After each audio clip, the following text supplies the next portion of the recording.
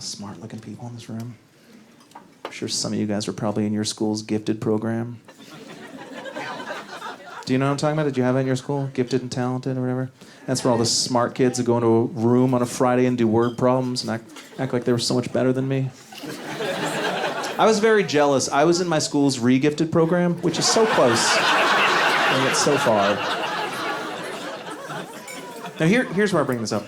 I recently had what they call a repressed memory. Do you know what a repressed memory is? That's when you're an adult and you're like, oh my God, I was molested, which is not the memory, for the record. I don't want to make anyone comfortable. I was not molested, which is bizarre because it was adorable. But, like, I truly don't know how I was not molested because I had bright blonde hair, chubby cheeks, very go-along-to-get-along attitude, loved candy and Vans. I had an uncle who was a Catholic priest, which is like a double whammy.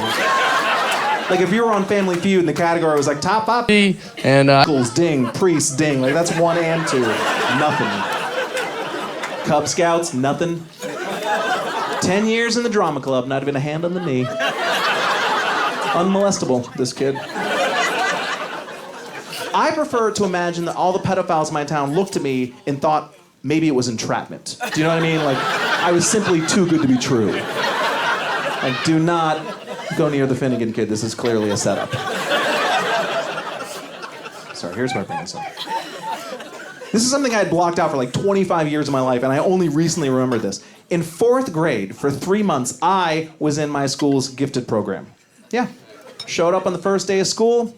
They met me. They said, this kid is gifted. 3 months later, went home for Christmas break, came back, apparently no longer gifted. I was fired. You know what that does to a child's self-esteem? That means conversations had clearly taken place. Like they probably had to call my parents, like, hey, remember how I told you that your son was a genius? Funny thing.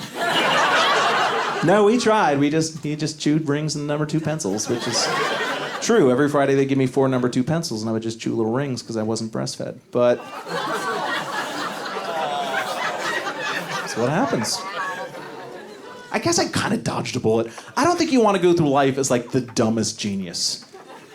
Do you know what I mean? To be like a debate team scrub. I wish I was a nerd. Everybody brags about being a nerd now. Nobody brags about having been in drama club. Everybody's always like, I used to read comic books. Nobody's ever like, I was in Pippin. There's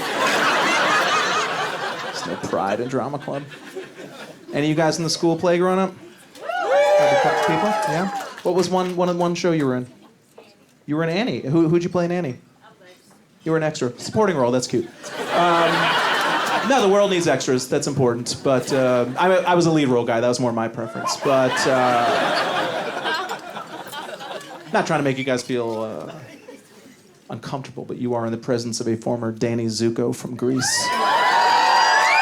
Oh, yeah. As a sophomore. Oh, I was good. The school paper called me electrifying. That's for the drama kids out there.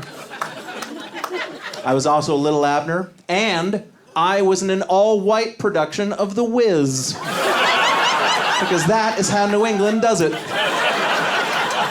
You guys know The Wiz? That's the Motown version of The Wizard of Oz.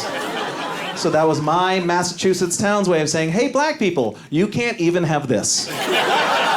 Just a bunch of kids in acid-wash jeans going, ease on down the road. Don't you carry nothing.